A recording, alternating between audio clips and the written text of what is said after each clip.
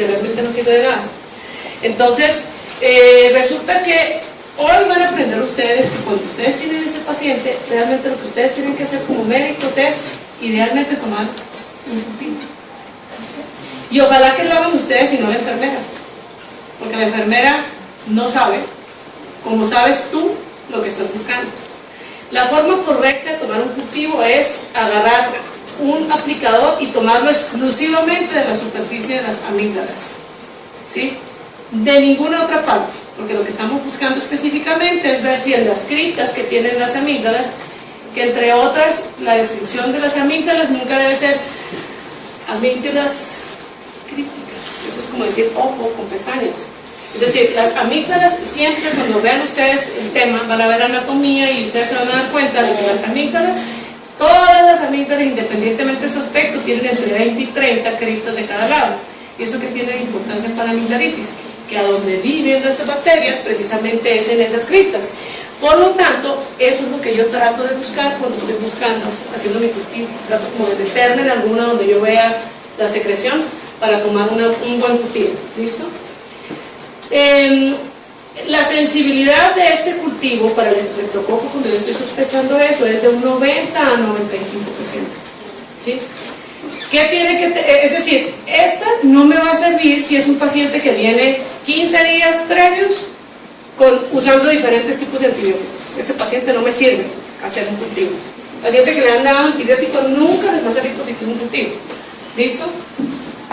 El resultado lo van a tener a las 24 horas y fíjense esto, no existe un diagnóstico diferencial entre un paciente portador y uno enfermo, es decir, este cultivo no me va a hacer diferencia entre el paciente que normalmente vive con el estreptococo al que está enfermo, ¿sí?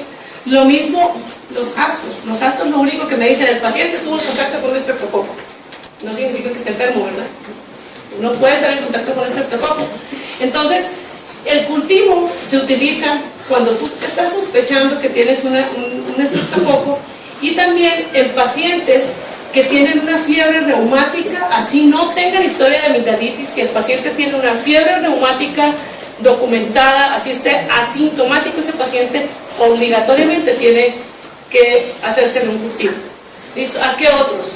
En los pacientes en los cuales sospechamos, ¿se acuerdan? Ese 40% que hay en epidemias, cuando son comunidades cerradas y pacientes que están saliendo con sospecha de amigdalitis por bacteria, ¿sí? Estos pacientes tenemos obligación de tomar cultivo para ver si realmente es un estreptococo. ¿Listo? Bueno, el estreptotest. Esa es la prueba rápida. ¿Cómo dijimos que se llamaba la mononucleosis infecciosa? El monotest. Es diferentísimo a este estreptotest. La diferencia es lo que estamos buscando, ¿verdad? Entonces, en digamos que esta es una prueba maravillosa, es espectacular, es muy lindo, pero es no pozo. ¿Eso qué quiere decir? Que no se le puede pedir a todos los pacientes. Que si ustedes están haciendo su rural en la Fundación Santa Fe o aquí en la clínica de la Universidad de Juárez, es probable que sí se lo hagamos, pero que en el resto de los hospitales donde no se tienen recursos y todo, no se van a hacer. Entonces digamos que uno puede hacerlo cuando uno tenga como cuando esté buscando iniciar un manejo de un paciente que está muy mal y yo quiero saber si realmente eso que tiene es un estreptococo. Entonces si yo tengo esa sospecha, pues le hago su estreptotest, ¿sí? Entonces, ¿para qué me sirve? Para hacer tratamientos más orientados, ¿sí? Y también volvemos al mismo tema, no diferencia al paciente que está enfermo en ese momento de alguien que ya tenía estreptococo previo, ¿sí? Un estreptotest negativo obliga a un cultivo faríngeo, entonces ¿qué me sirve más? El cultivo, ¿verdad? Y es más económico. Los astos ya dijimos que no es una prueba útil, las antistreptoricinas. El tratamiento, ¿a qué porcentaje del paciente entonces dijimos que le vamos a dar antibiótico? ¿Cuánto dijimos que era viral? Entonces, ¿a qué porcentaje de pacientes? Más o menos al 30% de los pacientes son los únicos que van a necesitar antibióticos, ¿sí? Entonces, pero quiero que pongan mucha atención a lo que les voy a decir. Resulta que de solo 15 al 25% están ocasionados por el estreptococo. Y cuando tú sospechas que es estreptococo, dice que tú puedes posponer el tratamiento antibiótico hasta por ¿cuántos días? Hasta por 9 días.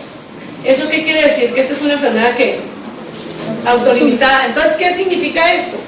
Que tú puedes tratar al paciente, así sea un estreptococo, esperarte a confirmar, tomarle el cultivo que dijimos que salía a las ¿cuántas horas? A las 24. Entonces, ¿qué le dices tú al paciente? Porque una cosa es lo que yo les diga y otra cosa cuando ustedes estén sentados en un escritorio y tengan a una mamá con su hijo con fiebre, que le diga, doctor, ¿pero cómo no le va a dar antibiótico? ¿Cómo me lo va a mandar así? Si vengo dándole dones, ¿qué tienes que decir? Ahí es donde entra algo que se llama la relación médico-paciente. ¿Eso qué quiere decir? Que tú le vas a decir al paciente, mire, yo prefiero tomarme un cultivo, que nos esperemos, le voy a dar antibiótico, este es mi número de celular, si pasa alguna cosa, pues me llama, denle solamente dones, bájele la fiebre y esperemos los resultados del cultivo, si sale positivo iniciamos medicamento. ¿Listo? Es decir, no tienen que asustarse porque traigan las amígdalas más inmundas, tengan paciencia, explíquenle al paciente y cítenlo para hacer seguimiento. ¿Listo? Bueno, por supuesto, imagínense esto, con todas estas maravillas de antibióticos que hay, el tratamiento de elección para el estreptococo sigue siendo la penicilina cuando el paciente lo necesita. Cuando el paciente es alérgico, tú puedes usar cefarencina, cefadroxilo, puedes utilizar esta acitromicina cuando está demostrado que el paciente realmente se trata de estreptococo, la acitromicina es una buena opción.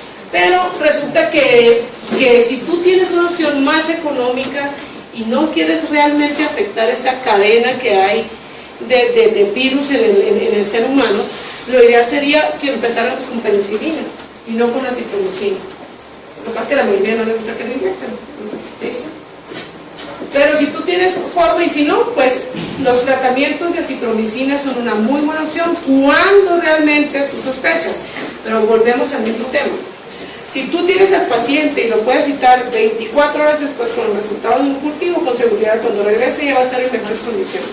Y ahorita les voy a decir respecto a, bueno, obviamente que no solamente las amigdalitis se tratan con antibióticos. Tú acuérdate de eso, es decir, decirle al paciente que tiene que tener ciertos cuidados como colocarse un cubrebocas, sobre todo cuando ustedes son los enfermos que ven tantos pacientes. Enjuagues orales con agua, con solución fisiológica, es una de las cosas más efectivas que existen para desinflamar la garganta. ¿Sí? Dieta líquida cuando tenga mucho dolor el paciente y si es sintomático cuando estamos sospechando viral. ¿Listo? Bueno, ¿y qué vamos a hacer con esos pacientes entonces de que tienen la fiebre reumática, ese paciente que nosotros sospechamos? Bueno, estos son los lineamientos actuales para el manejo del estreptococo. Es decir, cuando nosotros tenemos un paciente que va y viene con un estreptococo en la garganta pero no está enfermo, a ese paciente, si no tiene una comunidad cerrada alrededor de él que está enfermo, no hay que hacerle nada, déjenle su estreptococo. O sea, que no tienen que andar matándolo. Si el paciente no está enfermo, no hay nadie enfermo en su familia, ¿para qué le andan queriendo dar antibiótico? ¿Cuándo sí tenemos nosotros como médicos que intervenir? Cuando, volvemos al mismo cuento, tenemos historia familiar de fiebre reumática, cuando hay contagio familiar o cuando hay una comunidad cerrada. Y volvemos al mismo tema de que ustedes están trabajando en la Fundación Santa Fe. Llega una señora estrato 50 con su hijo enfermo y ustedes se dan cuenta de que esa relación médico-paciente nada que ver. A ese paciente denle antibiótico, porque si ustedes no se la dan y por cualquier motivo termina complicado, ¿sí?, el problema será el médico. Entonces, a menos que ustedes no logren convencer a la familia y no hay nada que hacer y el paciente no se va a ir con otro médico porque no le diste antibiótico, pues darle el antibiótico. ¿Sí? Pero lo ideal es que ustedes, lo primero que tienen que hacer, ustedes no se dan cuenta ahorita porque todavía no empiezan el ejercicio de la medicina, pero la relación médico-paciente, mire, si ustedes tienen una muy buena relación con sus pacientes, si ustedes le dicen que se tiene un piso décimo, el paciente lo hace. ¿Eso qué quiere decir? Que lo que tienen que cultivar, así sean pésimos médicos, ¿sí?, así hayan reprobado otorrino, ¿sí?, Si ustedes tienen una buena relación médico-paciente, el paciente les va a creer a ciegas y se va a aliviar. Porque la fe en el médico es lo principal. Entonces, eso es lo que tienen que hacer principalmente. ¿Listo? Bueno, y resulta que no hemos terminado con los tipos de amigdalitis. Acuérdense que esto existe. ¿Sí? Y que por hábitos no tan buenos, ¿sí? A veces les puede llegar pacientes que tienen una amigdalitis, pero además tienen algún otro tipo de lesión. Volvemos al mismo tema. Muy de mal es un paciente que tenga una amigdalitis y además una lesión en un pene, ¿sí? O en la vagina. Acuérdense siempre que uno tiene que buscar otras causas. ¿Listo? Y el tratamiento sigue siendo el mismo. ¿Listo? Cuéntame. Doctora, ¿hay alguna relación en la producción de tonsilitos con el estreptococo? No, absolutamente no. Los tonsilolitos o amigdalolitos o piedras en las amígdalas tienen más relación. Puede darse en algún paciente que tenga estreptococo, pero en general los amigdalolitos son por mal aseo bucal y reflujo. Esas son las dos causas principales. O porque es un paciente que nació tan de malas, con unas amígdalas, con unas criptas abiertas y todo lo que come le mete. Esas son las causas. ¿Listo? Bueno, y también existen amigdalitis por hongos, sobre todo en pacientes inmunosuprimidos, en los pacientes con una EPOC que utilizan inhaladores tipo beclometasona. Eso puede ocasionar que haya aparición de candidiasis, sobre todo. Y en pacientes que utilizan oxígeno o CPAP. ¿Listo? Y el absceso periamigdalino realmente eso no es una amigdalitis, pero lo traigo porque puede acompañar a pacientes que tienen amigdalitis. Un absceso periamigdalino, como su nombre lo indica y como todas las cosas en la medicina tienen una razón de llamarse así, significa periamigdalino. ¿Eso qué quiere decir? Que la infección, el absceso no está en la amígdala, está alrededor de la amígdala. Resulta que por anatomía las amígdalas son unas glándulas que están sobre el constrictor de la faringe y hay una cápsula, un espacio entre la amígdala y ese músculo. Entonces esas conexiones de los abscesos periamigdalinos se dan en ese espacio. Entonces hay una diferencia grandísima en esto a una amigdalitis. ¿Qué diferencia hay? Es absolutamente común. Ustedes no me van a creer que en nuestra práctica diaria las amigdalitis, que están feísimas, esas que decíamos nosotros ahora, las confunden muy frecuentemente con abscesos. El paciente llega con diagnóstico de un absceso y lo que tiene es una amigdalitis fea.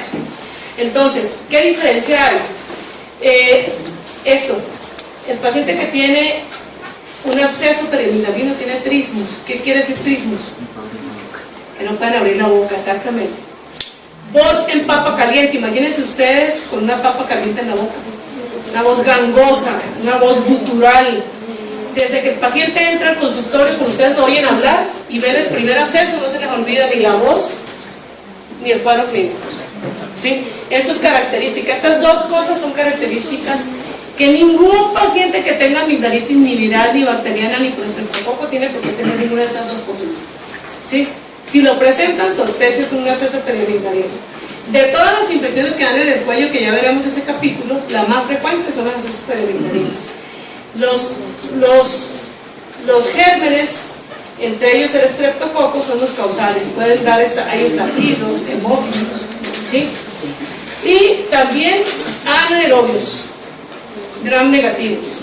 El tratamiento será principalmente la punción y iniciar antibiótico. El tipo de antibióticos que se usan en estos pacientes son diferentes. Si nosotros estamos hablando de que probablemente hayan anaerobios involucrados, en esos pacientes es bueno utilizarles antibióticos como clindamicina desde que uno los ve. Si estos pacientes, dependiendo de la gravedad del tema, pues uno los deja hospitalizados por lo menos 72 horas para cubrirlos con antibióticos y luego les damos egreso para que continúen su manejo en casa. ¿Todo paciente con absceso periamigdalino se opera? No. Uno espera hasta que el paciente tenga un segundo episodio. ¿Por qué? Porque la mayoría se queda en un solo episodio. ¿Sí? Pero cuando el paciente tuvo un absceso hace 50 años y vuelve otra vez, ese paciente hay que operar. ¿Listo? la descripción de las amígdalas nunca debe ser amígdalas críticas, eso es como decir ojo con pestañas. Es decir, las amígdalas, siempre cuando vean ustedes el tema, van a ver anatomía y ustedes se van a dar cuenta de que las amígdalas, todas las amígdalas, independientemente de su aspecto, tienen entre 20 y 30 criptas de cada lado. La utilidad de este cultivo para el estreptococo, cuando yo estoy sospechando eso, es de un 90 a 95%. ¿Sí? ¿Qué tiene que es decir, esta no me va a servir si es un paciente que viene 15 días previos usando diferentes tipos de antibióticos. Ese paciente no me sirve hacer un cultivo. ¿Y eso que tiene de importancia para la amigdalitis? Que a donde viven esas bacterias precisamente es en esas criptas. Por lo tanto, eso es lo que yo trato de buscar cuando estoy buscando, haciendo mi cultivo. Trato como de meterme en alguna donde yo vea la secreción para tomar un buen cultivo. ¿Listo? La sensibilidad mucho y que realmente no sirve de nada. Entonces, resulta que hoy van a aprender ustedes que cuando ustedes tienen ese paciente, realmente lo que ustedes tienen que hacer como médicos es idealmente tomar un cultivo. Y ojalá que lo hagan ustedes y no la enfermera, porque la enfermera no sabe, como sabes tú, lo que estás buscando. La forma correcta de tomar un cultivo es agarrar un aplicador y tomarlo exclusivamente de la superficie de las amígdalas, ¿sí? De ninguna otra parte, porque lo que estamos buscando específicamente es ver si en las criptas que tienen las amígdalas, que entre otras